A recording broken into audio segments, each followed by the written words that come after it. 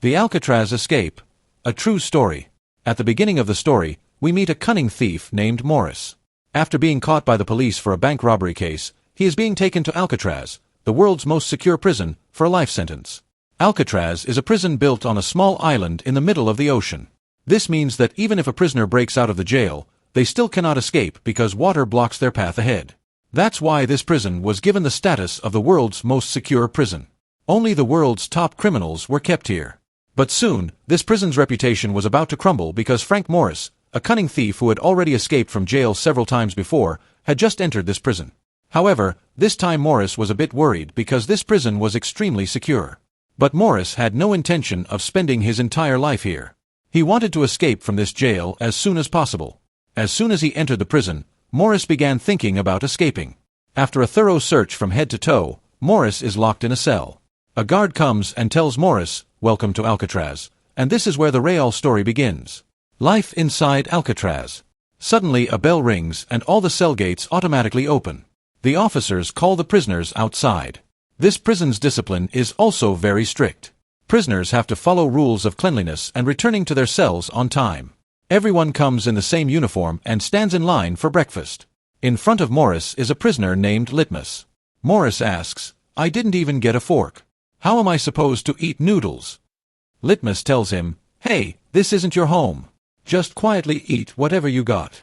Then a dangerous prisoner named Wolf starts teasing Morris. Every prisoner in the jail was troubled by Wolf. He did whatever he wanted with every prisoner here and had numerous rape cases against him. This prison houses some of the most dangerous criminals.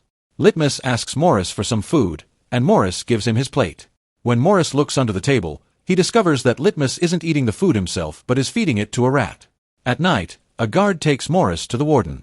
When Morris reaches the warden's office, the warden tells Morris, "I know you're very sharp-minded and very intelligent too. But what use is all that here because many like you have come and gone but no one survived here. Prisoners here follow very strict rules. Someone can visit you only once every 2 months, and that too only if I'm in a good mood." The warden is a very strict person who gives very harsh punishment to prisoners even for the slightest mistake. The warden says, "Don't even think about escaping from here. Otherwise, you'll be torn to pieces." To which Morris replies, "No sir, with you here, who would think of escaping?" But in reality, from the first day itself, Morris had already started planning to escape. During this time, Morris steals the warden's nail clipper when he gets the chance. Though it was a very small thing, Morris knew that even this small nail clipper could be used for a big task in a prison like Alcatraz. As soon as Morris returns to his cell, he hides the nail clipper in the Bible. Building alliances. The next day in the bathroom, Wolf again starts troubling Morris. But this time Morris wasn't going to let him go. Now Morris shows his real form and grabs him and beats him up thoroughly. After beating Wolf, Morris gained a different reputation throughout the prison. Everyone started fearing Morris. After this, Morris is given work in the library. There he meets a man named English. He is a senior prisoner of this jail. English was also sentenced to life imprisonment for the murder of 2 people. He has spent half his life in this prison and is familiar with every corner of this jail. He knows everything about the prison. He also knows that this morning Morris and Wolf had a fight.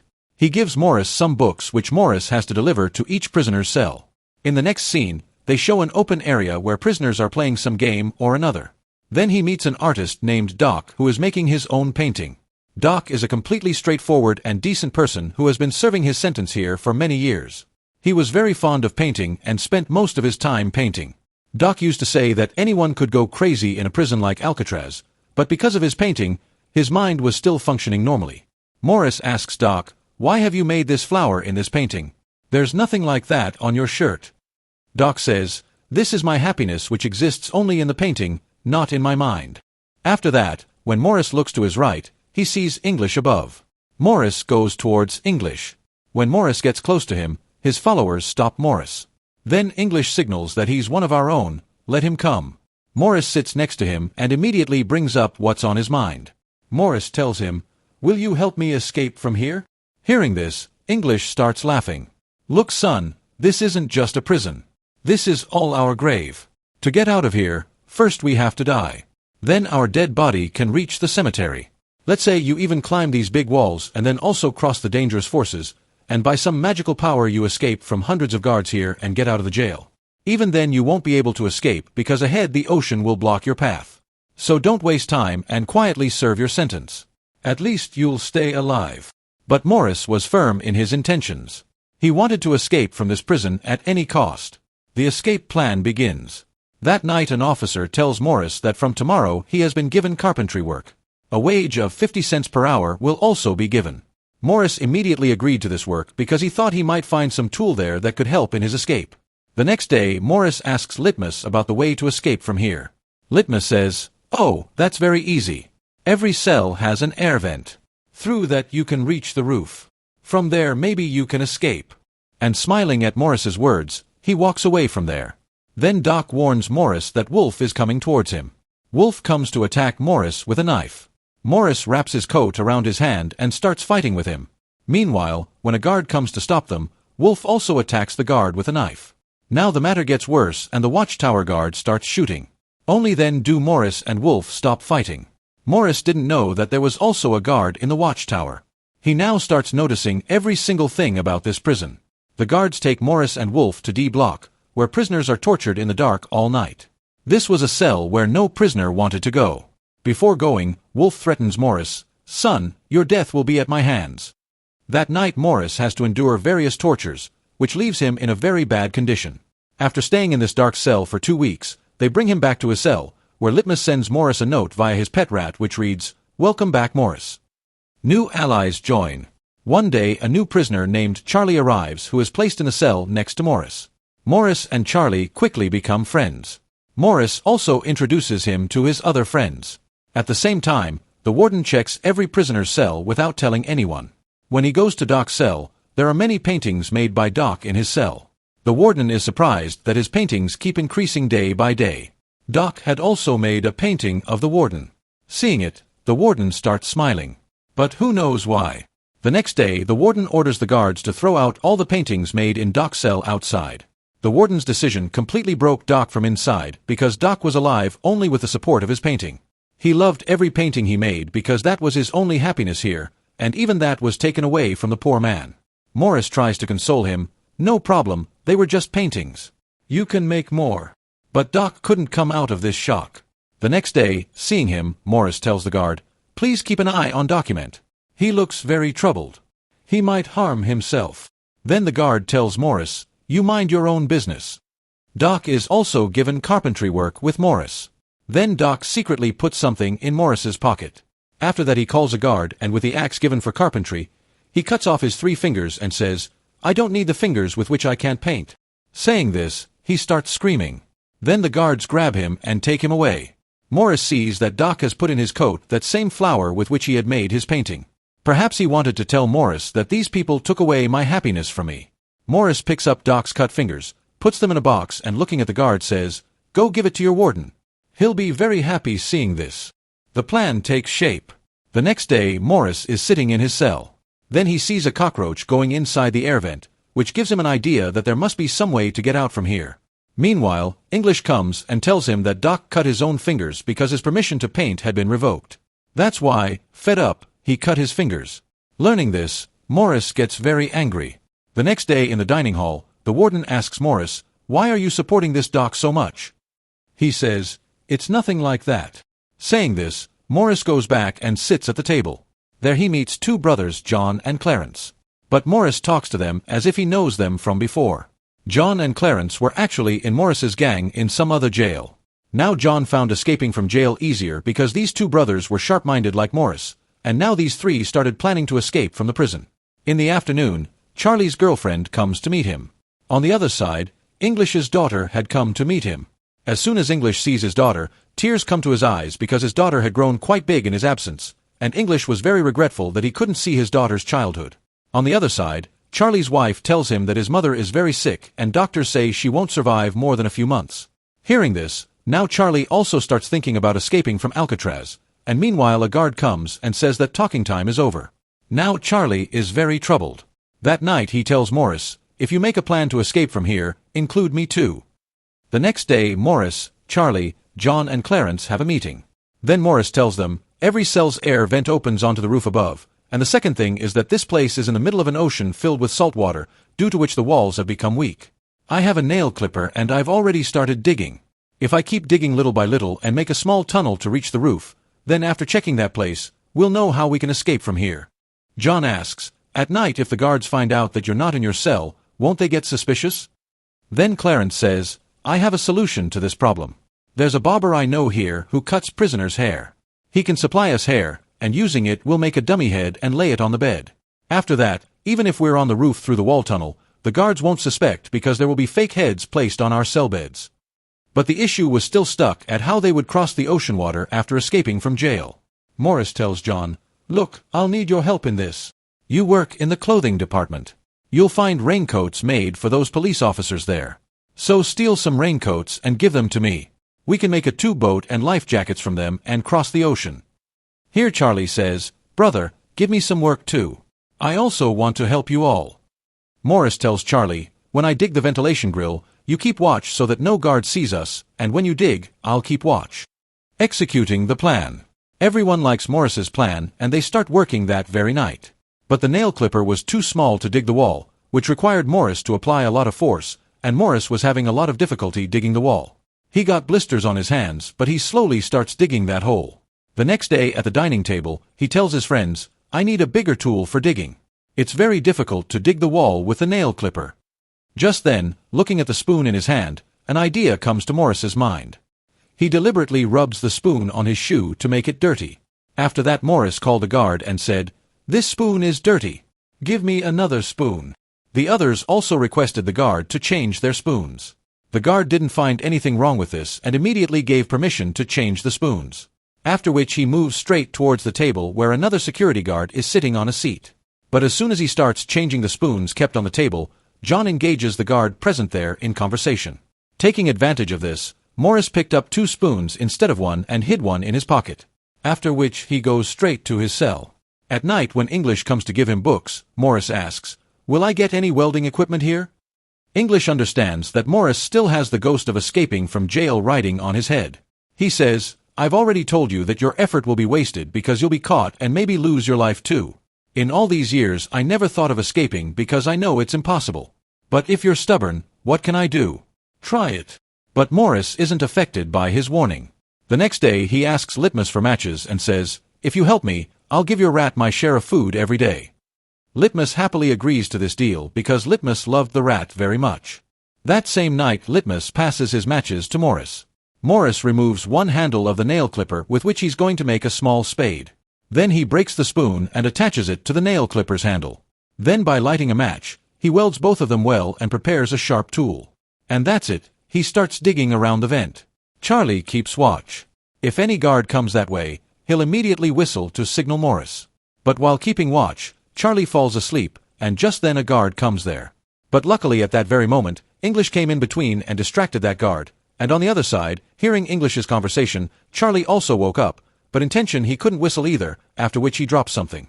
So Morris understands his signal and covers the vent and lies on the bed. The guard asks, there's a burning smell coming from here. Morris says, sir, with you here, how dare anyone smoke? I don't smell anything. That guard also feels satisfied that at least someone values him. As soon as he leaves, Morris removes the concrete around the vent. But he sees that screws have also penetrated along with the ventilation grill, which will require some sharp tool to cut. During this time, whenever Morris gets a chance to go out, he quietly drops the cement removed from the grill outside. The next day, while doing carpentry work, he picks up a metal piece that is sharp like a knife. But Charlie tells him, how will you take it out by avoiding the metal detector? Morris says very confidently, I'll handle all that. When Morris goes out, the metal detector at the door starts beeping. Actually, Morris had brought the metal in his hand. The guard asks, why are you taking this? Morris says, sir, I thought I'd use it to hang clothes. The guard says, don't try to be too smart and give that to me. Saying this, the guard takes that metal from him and after checking Morris completely, lets him go. But our hero is a hero. Actually, he had stolen 2 metals. He had brought one in his hand and hidden the other in his shoe. With that sharp metal, he cuts the grill, creating the dummies. Now comes the turn to make fake heads to fool the guards. For this, all 4 do their responsible work. Charlie gets some paint from a guard. He tells the guard, I'm fond of making art. The guard doesn't refuse either and brings the paint and gives it to him. Morris grinds the concrete removed from that hole to make a powder. John collects hair from the barber shop and Clarence collects old books from the library. After all the materials are collected, Morris starts making a dummy head using water and old magazines. By applying paint and fake hair on top of it, he prepares a completely real-looking fake head. Along with this, Morris made fake cardboard to make his plan even stronger so that no one could suspect that someone had made a tunnel in the front wall. One night Morris decided to go up alone. For this, he placed his made fake skull on the bed and covered it up to the neck with a blanket. After which, taking the fake cardboard, he comes out through the tunnel. There Morris grabs the pipes and slowly climbs up to the roof. On the other side, Charlie is keeping watch outside. After reaching the roof, Morris sees that there's an iron grill up there which he can't even reach by jumping. Meanwhile, a guard comes and asks Charlie, "Why are you painting so late at night? And why did your friend Morris go to sleep so early today?" Charlie says, "Yes, sir, today Morris got tired while doing carpentry work. That's why he went to sleep early." Just then the guard's stick falls down from his hand. While picking it up, he sees that Morris's hair is looking very strange. Now Charlie starts trembling with fear that today we're done for. The guard puts his hand inside Morris's cell and touches his hair. So Morris asks, "What happened, sir? Are my hair so beautiful?" Luckily at that very moment Morris had come down and was lying there. The final preparations. The next day Morris tells his companions, "There's a path on the roof, but it's tied with a grill and that grill is at a very high height. I need one more companion's help." Then John says, "I've completely dug my vent. Tonight I'll also reach there. Together we'll open the grill." That same night Morris and John reach the roof through their vents. John lifts Morris and Morris grabs the grill. John sees that this iron grill is very strong and has been completely welded. There's only one way to remove it, and that is to cut it with a drill machine. The next day in music class, everyone is playing their own choice of instrument. Just then Morris's eyes fall on a small fan kept there. Seeing which, Morris thinks he can work on this and make a drill machine.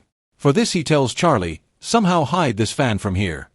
Charlie very easily hides this small fan in his instrument box.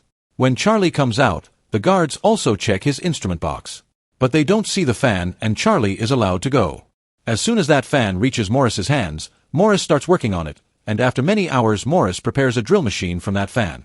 That night Morris and Charlie climb to the roof and start cutting that iron rod with the drill machine. The drill machine's sound was quite loud. Hearing the drill's sound, the guards start coming up. But by then Morris cuts one rod of the grill and the drilling sound stops. After the drill sound stops, the guard ignores it and goes back. Now these four had opened all their paths to escape. After which they were going to escape on Tuesday night from Alcatraz, the world's most secure prison, from which no one had ever escaped. The Great Escape. The next day they have another meeting, also in the movie hall where everyone is watching a movie. Amidst the movie's sound, Morris asks John and Clarence, "Is your vent ready, and what happened to those raincoats from which we were going to make tubes and life jackets?" They tell him, "Everything is ready. Our dummy head is also completely ready. Just escaping remains." The next morning during breakfast, Morris placed the flower given by Doc on the table. When the warden saw this flower, the warden came to their table and crushed the flower placed there. Seeing this, Litmus gets very angry because this flower was Doc's favorite and Doc was dead. Litmus in anger attacks him saying that first you killed Doc and on the other hand you're not even leaving a small memento given by him. But as soon as he attacks the warden, he suddenly gets a heart attack and falls down. Morris gets very angry at the warden and all four decide to escape that very night. Morris is waiting for midnight so that the guard's watch becomes a little weak so they can easily escape. Just then in Morris's cell, English gives him some books. So Morris says, "I want to shake hands with you for the last time." English understands that Morris has made a firm plan to escape from here. He quietly leaves from there. But then what happens, Morris hadn't thought about at all. The warden suddenly comes to check his cell. As if someone had told the warden about his plan.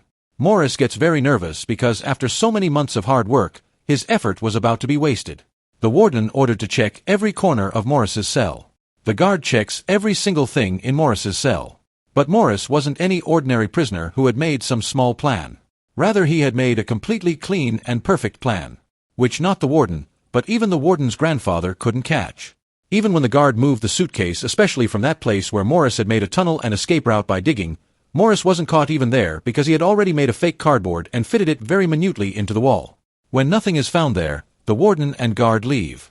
But the guard says, "Morris and Charlie keep talking all night. Something seems fishy to me." The warden says, "Okay, Tomorrow you change Morris's cell so that both of them neither stay together nor can talk. The next day at breakfast time, Wolf again threatens Morris and tells Morris, "Tonight will be your last night." Morris tells his companions, "This donkey is right.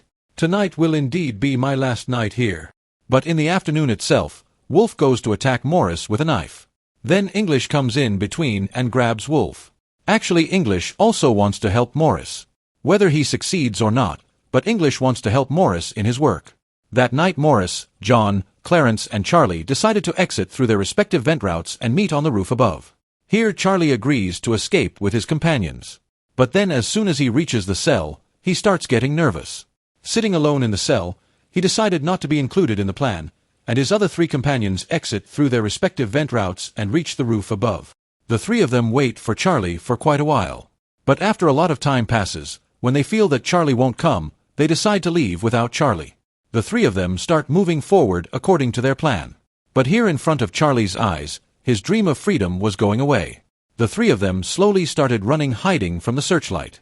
This way they reach the end of the building by hiding. Just then Josh comes to Charlie sitting in the cell and he also decides to escape. He exits through his vent route and reaches the roof above. But now it was too late because he alone couldn't reach that door up there. Meaning he lost his chance of freedom because of fear.